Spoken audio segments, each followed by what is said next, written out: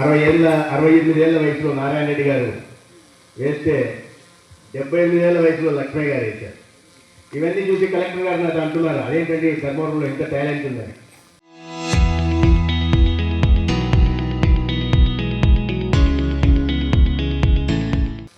నేను చెప్పే టాలెంట్కి ధర్మవరం పుట్టినీళ్ళు కలెక్టర్ గారు.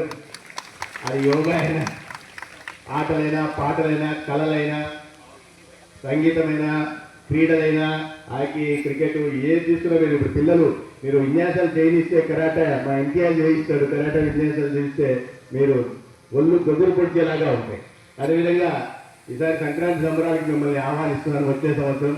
ఆ సంక్రాంతి సంబరాల్లో మా ధర్మవరం వాళ్ళు చూపించే టాలెంట్ చూస్తే నేను అందుకే చెప్తుంటా, ఆ సినిమాల్లో టేకులు రీటేకులు చేసుకుని చేయాలి. సినిమాలో మా దగ్గర ట్రైన్లో సింగిల్ టేక్లో చేసేస్తుంటా.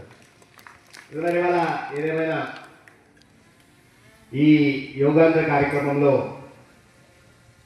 మీ అందరితో కలిసి పాల్గొంచుకునే అవకాశం కలిగింది. యోగా అనేది చాలా మంది చూస్తున్నాను, చాలా మంది నిత్య సాధకులుగా ఉన్నట్టున్నారు.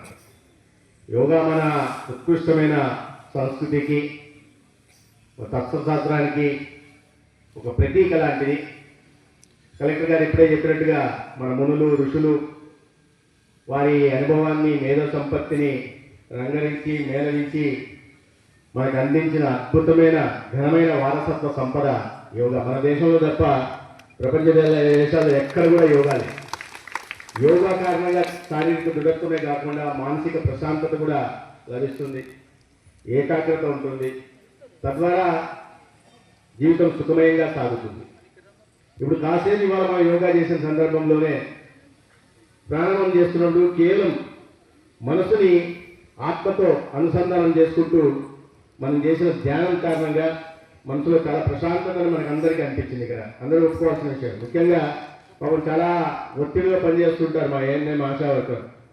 వాళ్ళకు కూడా ఇట్లాంటి యోగా ప్రాణాయామం అమ్మ రోజు చేయాలి, మీరు చేతులు ఎత్తలే, నేను చూస్తున్నాను మిగతా వాళ్ళంతా చేతులు ఎత్తే రోజు ఎవరినో చేస్తున్నారంటే మీరు చేతులు ఎత్తడం 10 నిమిషాలు తీసుకొని సాధన చేయాల్సి, తద్వారా మానసిక ప్రశాంతత, సుఖంగా ఉండడానికి అవకాశం ఉంటుంది.